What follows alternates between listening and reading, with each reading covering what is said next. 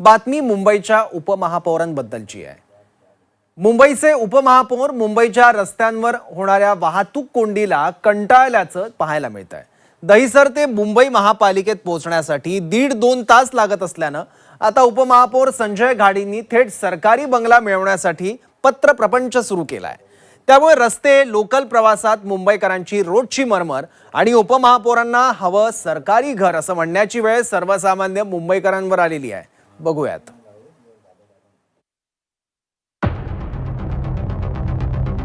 मुंबईच्या उपमहापौरांना हवा सरकारी बंगला। उपमहापौर संजय घाडी यांचं आयुक्तांना पत्र। राणीबाग परिसरात बंगल्यासाठी घाडींचे प्रयत्न।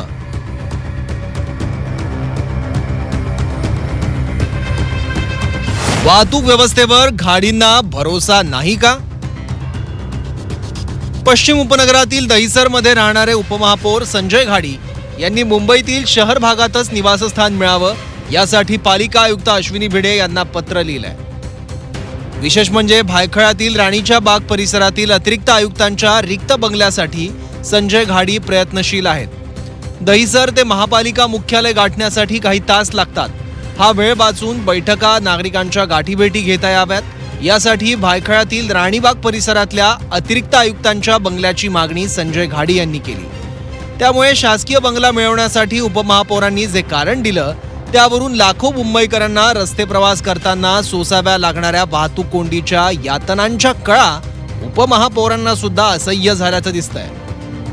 आमच्या अतिरिक्त आयुक्त आता त्या रिटायर्ड दुसरीकडे ट्रान्सफर झाले त्यांची, तर त्या ज्या निवासस्थानामध्ये राहत होत्या वीर जिजाबाता उद्यान राणीची बाग, हा एक बंगला किंवा एक निवासस्थान त्या ठिकाणी रिक्त आहे।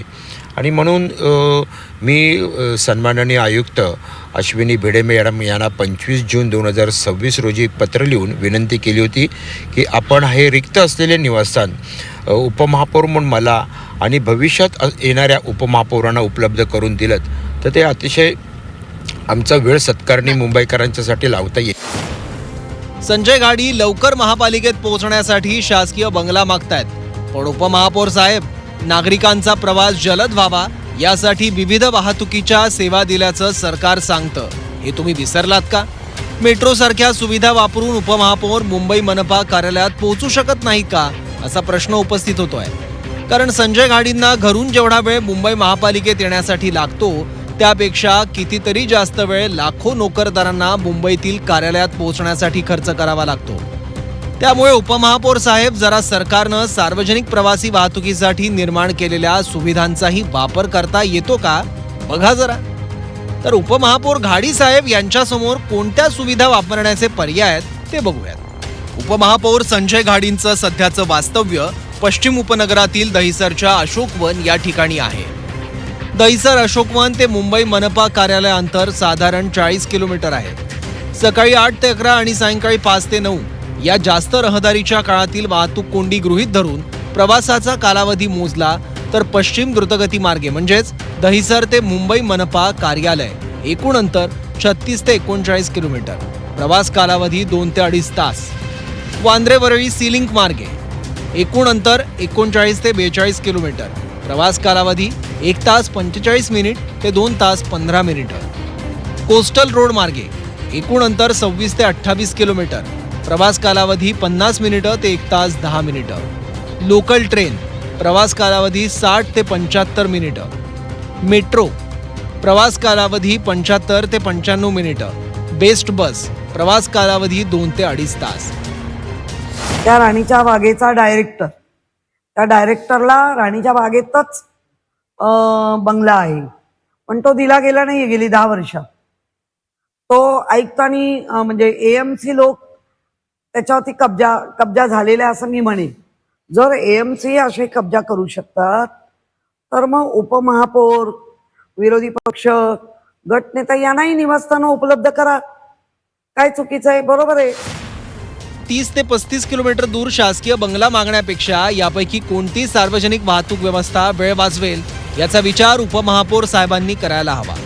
पण त्या उलट संजय घाडी एक प्रकारे वाहतूक कोंडीचा प्रश्न उपस्थित करून आपल्याच सरकारच्या कामावर सवाल उपस्थित करतायत। गाडींच्या या मागणीनं राजकारण तापल्याचं पाहायला मिळत आहे. हे पण मुंबईचा वाहतुकीचा प्रश्न आहे. मला वाटतं गाडी याला राहतात, दहिसरकडे राहतात, त्या साईडला राहतात. तिकडून सकाळी यायचं मला 3 ते 4 तास लागतात. म्हणजे तिथून संभाजीनगरला लवकर येता येतं तिथून, पण मुंबईमध्ये पोहोचता येत नाही. अशा प्रकारे वाहतुकीचा प्रश्न तिथं आहे. सकाळी तर बिलकुल इम्पॉसिबल आहे. त्यांनी ते विधान केलेलं दादर सारखा एरिया आहे, गजबजलेला एरिया असतो. 25 वर्षाची साचलेली घाण आता काढायला थोडा उशीर जरूर लागतोय, पण वर्षभरात त्यांची सुद्धा अडचण दूर होईल.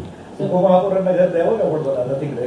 नाही, उपमहापौराला घर द्यायचा असा नियम नाही आहे, म्हणून त्यांना घर देता येणार नाही. बेस्ट, लोकल आणि आता मेट्रोच्या सुविधेमुळे मुंबईतील वाहतूक व्यवस्था वेगवान झाल्याचं सरकार वेळोवेळी दावा करून सांगतं. पण मुंबईच्या उपमहापौरांना आपल्याच सरकारच्या दाव्यावर विश्वास नाही का, असा सवाल आता उपस्थित होतोय.